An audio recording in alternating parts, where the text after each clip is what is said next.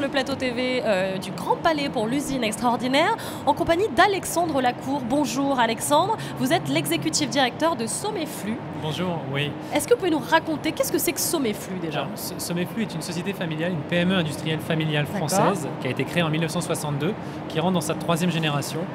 C'est une PME qui conçoit et qui fabrique des pompes centrifuges. Donc une pompe centrifuge, c'est une machine tournante, une turbomachine, qui a principalement pour mission de transférer, de véhiculer un fluide d'un point A vers un point B.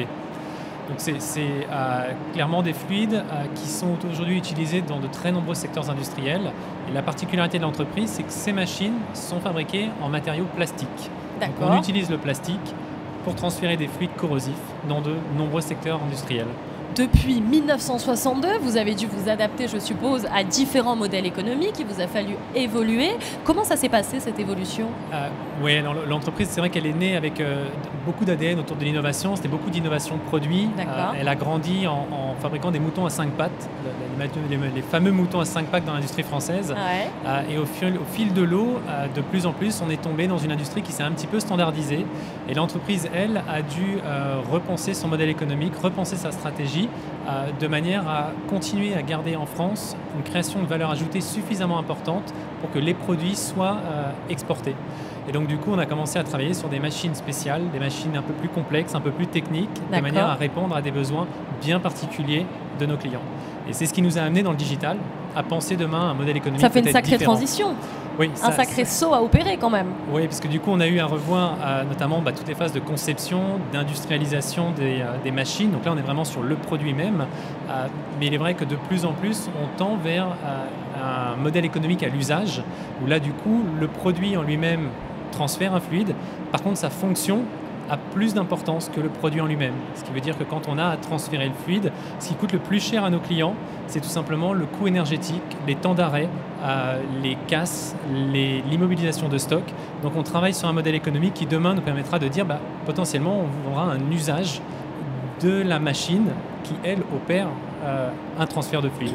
Alors justement, parlez-nous un petit peu de la place du digital dans votre entreprise et des nouveaux métiers qu'on peut trouver justement dans ce secteur. Oui, alors du coup, on a des nouveaux métiers, alors principalement en interne, puisque l'objectif pour nous du digital, c'est en effet de transformer, ou du moins de faire évoluer notre industrialisation et tout notre process. Donc on va avoir par exemple des projeteurs côté bureau d'études, des ingénieurs d'études qui vont maintenant travailler énormément avec des ingénieurs d'industrialisation. Donc on a regroupé 2 mondes, celui de la conception et celui de l'industrialisation, en créant tout simplement une équipe qu'on appelle une équipe de CFAO, de conception et de fabrication assistée par ordinateur, où historiquement on avait un petit peu 2 cultures, ceux qui industrialisent et ceux qui conçoivent. Donc on commence à fusionner des métiers. Donc là, l'intelligence humaine a vraiment toute sa place dans votre industrie, dans la façon dont vous travaillez, elle est primordiale.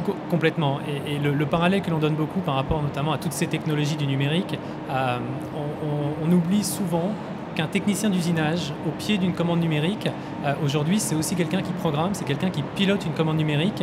Et ces commandes numériques-là ont en général des coûts qui sont de plus de quelques milliers ou millions d'euros. Et quand on met justement des jeunes générations qui arrivent justement sur ces machines-là, ils ont une importance qui est extrêmement importante dans nos métiers, puisque c'est eux qui conçoivent les produits, c'est eux qui conçoivent les pièces, et ce sont à l'échelle indirectement du numérique des programmeurs et des gens qui aujourd'hui sont extrêmement importants pour nos industries. Alexandre Lacour, pourquoi c'était important pour vous, pour Someflu, d'être présent aujourd'hui au sein du Grand Palais pour l'usine extraordinaire? Oui, parce que pour nous, l'industrie du futur, c'est pas forcément le numérique, la robotisation, l'automatisation. Ce sont des moyens.